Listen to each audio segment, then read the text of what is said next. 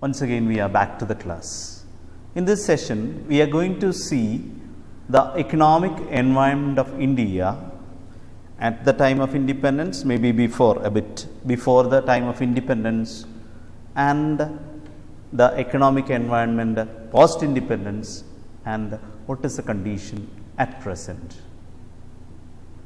Business environment in India, that's what we are going to learn about. Now, when we are going to learn about the business environment in India, we have to understand that till 1947 we were under the rule of British, and if we are looking at the British period, we can see that the development or the business activities were just restricted within some particular areas, say Bombay or Calcutta, Madras. These places where Britishers found everything was available, everything was perfectly done. The majority of the business area or business activities were restricted in those areas.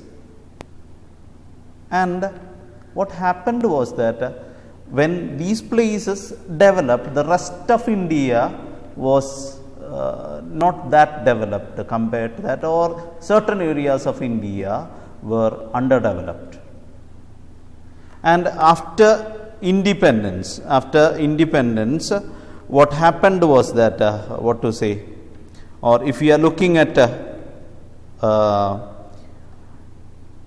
time of independence, India's condition was almost like this. Before independence, it was Britishers were focused on certain areas only, and majority of Indians, if we are looking at right after independence, what the condition was in India, we can see that at the time of independence, Indian economy was agricultural and rural in nature. Majority of the people in India were doing their activity or were doing agriculture. They were cultivating things of different kinds, and it was rural in nature. It was not that developed.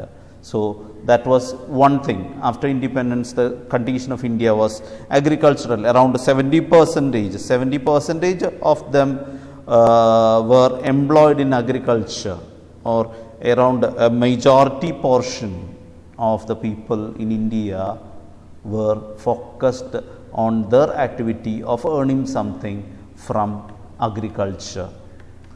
Again, when we are looking, we can see that around 85% of population was living in villages. That means 85% persons were not living in that developed situations, or they didn't have much of development. They were in that very were with a little amount of things, only the necessary things they were having. They were not having that much of development. So that is another thing what was there right after independence. And another major thing, the production was carried out using irrational low productivity technology.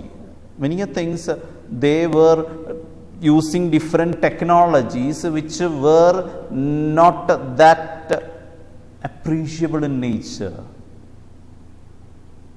You can see even for tilling of the land, or sowing or reaping, everything they were relying on things what were available for them. So they were using irrational methods of doing this business activities, irrational methods of producing something, and of course it was not fetching that much of result also. It was having low productivity. So that was another thing. Again, if you are looking, one of the major problem with the Indian economy during that time was communicable diseases were widespread. Mortality rates were high. If you are asking, now we are at a time of pandemic, and if you are looking back number of years before, there was a lot of things like this, because if you are heard about smallpox or flu, Basically in India, smallpox was a very serious problem, and cholera, all these things were very widespread. People were not having any idea regarding how to handle it. So they were doing with the medicines whatever they are having, and when that was not working, they were leaving people to death. They were not having enough of food, or they were not having enough of nutritious food. So diseases were more, at the same time mortality rate, the death rate was more, and we have to say that there was no good public health system. So this was the condition which was prevailing in India during the time of independence. This was the problem. So Indian government in the leadership of Nehru understood that things, if it is not, it will not be good for a country to go like this. So they decided that there must be some changes must be there. Development for India must happen. So they came up with some development plans. And some of the objectives of India's development was to initiate rapid economic growth to raise standard of living, reduce unemployment and poverty. So the government who came right after independence, they were to make sure one of their main objective was to make faster the economic growth in the country, and by developing the economic situation in the country, they want people to have high standard of living. They wanted them to have employment, so they can earn something, and through that poverty can be brought down. So that was one of the main objectives. One of the main objectives was to initiate rapid economic growth in country.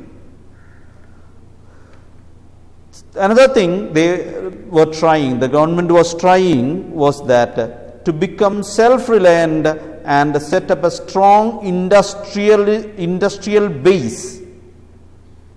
So first thing I said, economic growth, and one of the way they thought was that to develop economic growth was to have a strong industrial base, especially in the industries which are heavy industries, because during the time of Indian independence, there were not that much of person who were able to invest that much of money for starting a heavy industry. So government was to start with this kind of heavy industries, and of course they were also considering the basic industries.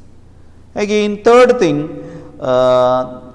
objective government has in mind was to reduce the inequalities. That means everybody must have something. Everybody must gain something. Inequalities of income and wealth to reduce. If you are analyzing Indian government, it is not a very pakka socialistic thing. It is not perfectly everybody equal. Of course, there can be slight variations, but comparatively reduce the gap between them. So that was another objective, that is reduce inequalities of income. And fourth one was adapt a socialist pattern of development. Here when we are talking about socialist pattern, not to bring in a system, but here the idea behind that is to to reduce inequality and to prevent exploitation. That was what is meant by socialist pattern. So that was another aim. So there were major aims was initiate rapid economic growth, become self-reliant in industrial base, especially heavy industries. Third one was reduce inequalities of income and wealth, and to adapt socialist pattern of development. And if you are looking into if you are looking into the activities of government, you can see that slowly they started things, especially 5-year plans, such kind of things. They brought in a lot of measures whereas to implement these objectives. And the government started many heavy industries. If you are looking on to Vilai, Rourkela and all, government came up starting with heavy industries, steel plants and all. And another thing government made sure was that the government invested in those areas which Britishers thought it was not worth investing. So the government tried to invest into rural areas to start plants or to start companies over there, slowly bringing them into mainstream. So government came up with a lot of measures, and if you are looking, government gave lead role to public sector for infrastructure industries, whereas for consumer, private sector was given to work in consumer goods industry.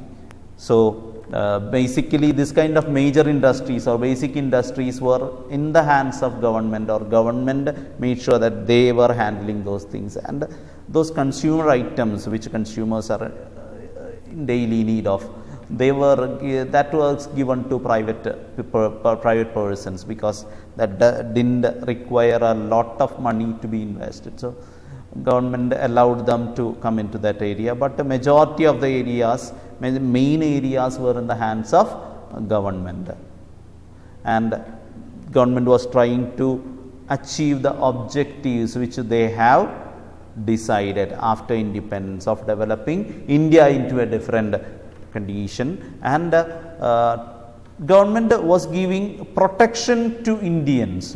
You have to understand that government was protecting Indian industries, or government was investing a lot of money into Indian industry or Indian business, to protect Indian business. Government made sure that no foreign companies are coming in. Government brought in a lot of measures, whereas not to allow those foreign firms to. Government didn't directly say that you need not come to this side, but by putting forward lot of measures, government made sure that no foreign countries, no foreign companies are coming into India, by increasing taxes, by bringing in quotas or certain policies. Government made sure that Indian companies were given a protection, or Indian business was given a protection. So this was the condition in India after independence, and it was in wide view of the objectives set by Indian government after independence. But things went on well.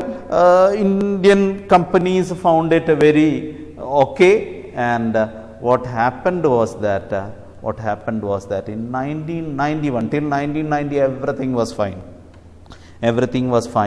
But in 1991 there came a serious economic problem. There was a foreign exchange crisis. As India was not having that much of a buying and selling with the foreign countries. India ran in short of foreign exchange, and that demanded India to change the economic policy which they were having. India was forced to change the economic policy, and in 1991, to overcome this, Indian government came up with a new economic policy. To overcome this foreign exchange crisis, Indian government came up with a new new economic policy, and it is termed as NEP 1991, New Economic Policy of 1991. New Economic Policy of 1991 was formed in order to face the situation, in order to handle the situation or handle the crisis which happened in 1991. 1991, they were to handle the financial crisis, and that was New Economic Policy of 1991. New Economic Policy of 1991.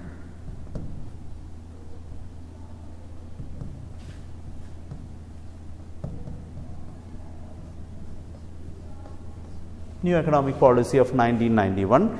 And in this new economic policy, which was brought in 1991, some of the major features were, a lot of things were liberalized.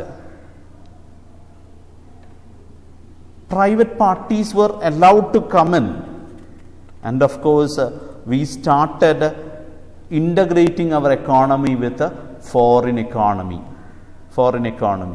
So if you are asking what is NEP 1991, we can put that new economic policy of 1991 as LPG,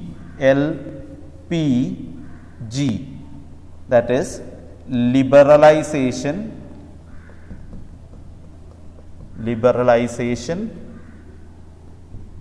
privatization and globalization. This is what is called as NEP 1991, or this is the gist of new economic policy of 1991. That is liberalization, privatization and globalization. If you are asking the gist of NEP, that is this one. It means first two things, liberalization and privatization was a pre-decided measure. It's a decided measure. This is the way we are going to handle liberalization, privatization. But globalization was a phenomena happened as a result of these first two measures. Globalization was a phenomena. It happened all around the world, but it came to India, or it was applicable in India when this economic policy change took place. So first two things were deliberate measures to handle the crisis which Indian economy faced, and globalization was a phenomena which happened all around the world but came to India, or which happened in India as a result of the change in the economic policy. Now, if you are looking at economic policy, we saw that this is the three things. You have to understand what is liberalization. Liberalization is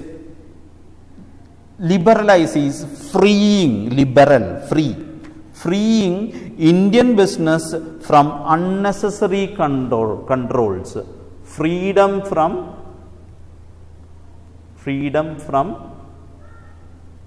unnecessary controls.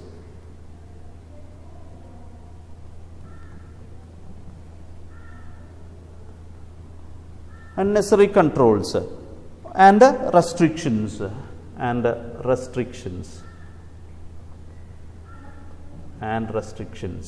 So through liberalization, Indian government gave freedom for Indian industries, from certain controls which earlier they had, or some restrictions which were over them.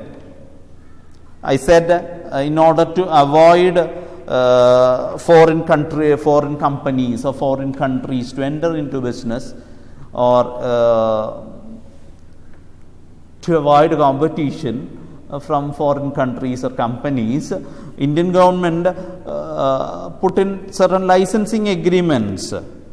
That means for doing certain kind of business, license was required. So such kind of licensing agreements was abolished. That was an unnecessary control and restriction. Again, if you are looking, Indian government also decided what scale of operation must be there for a business. Government was having a major hand in deciding, but as a result of liberalization, freedom given to Indian industries, again the scale of operation, the freedom of deciding scale of operation was given to the companies. Third one, regarding movement, intra and inter country movements, again that was the restrictions for such kind of things were taken away. It was permission was given to move goods and services within the country and outside the country. It was given. Again, price fixation, government had a major hand in before new economic policy. Price fixation was given back to the price fixation was given back to the companies. Price fixation was given back to the companies. That is also another change, another freedom given to the Indian industries. Reduction in tax rates and lifting unnecessary controls. So tax rates were given. I said no. Tax rates were fixed high so as to avoid competition and all. So their tax rate were brought down and the controls made were taken away. Again, procedures, too much of procedures was there for import and export. Indian companies, when they are trading with the foreign countries, or foreign companies when they are coming to India, they have to do a lot of procedures, lot of paperwork were there. Such kind of things were avoided. Again, another major area freedom was given was regarding investment from foreign countries or foreign capital, and technology was welcomed, or they were allowed. Earlier it was not allowed. Indian technology, and those who have capacity of capital investment, Indians, they can invest. That was the style forward. But as a result of liberalization policy, even that was removed. Again, foreign capital was encouraged, foreign technology was encouraged. So all these were result of this first, liberalization, new economic policies, first factor or first area or first concept we can say. So it was it was a method, it was a way in which India tried to overcome the financial crisis. First one was liberalization. Second one is privatization. That was another method India adopted in order to handle the economic crisis. Privatization, the name itself says what is that measure. I said before Indian independence or right after independence till 1990, majority of the industries were in the hands of government, which are of greater importance, which required heavy investment to be made. Majority of them were in the hands of Indian government. Now, as a result of privatization, private sector was given importance, or greater role to private sector was given. Greater role was given to private sector. Greater role was given to private sector.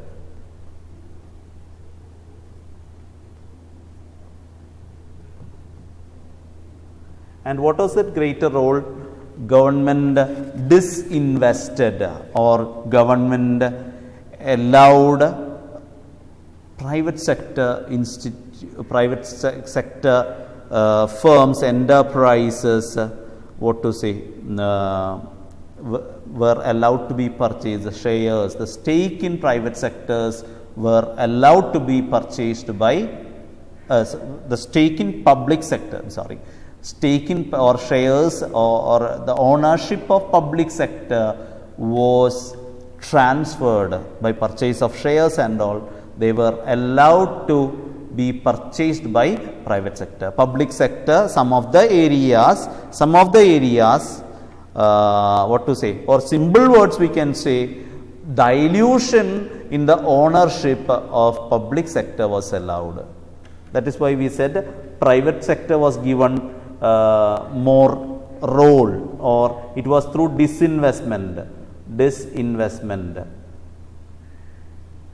That means the government allowed private parties to invest into government companies. Those those firms which were in the hands of government, private parties were allowed to make investment. So that is what is called disinvestment, purchase of shares of public company by private sector. So more than 51% of public sector, when it is purchased, it automatically becomes private sector.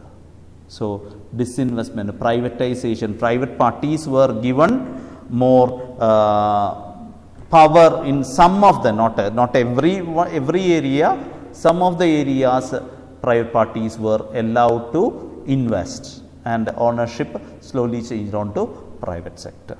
So that is also another measure or another part of new economic policy, that is privatization. Now coming on to the third one, I said both the liberalization and privatization was a deliberate measures, whereas globalization was a phenomenon. It happened. So what is globalization? Globalization, in simple words, as what I have heard and what is there in my mind, the whole world as a single market. Whole world as a single market. Whole world as single market. We can say that, what to say, it is the integration of economies. Integration of economies. It is integration of economies. Integration of economies. In simple words, you have to understand is that a thing which you are getting from India, you can get the same thing from any part of the world, of same quality, same color, same shape, same whatever is available in Italy, it can be available in India also.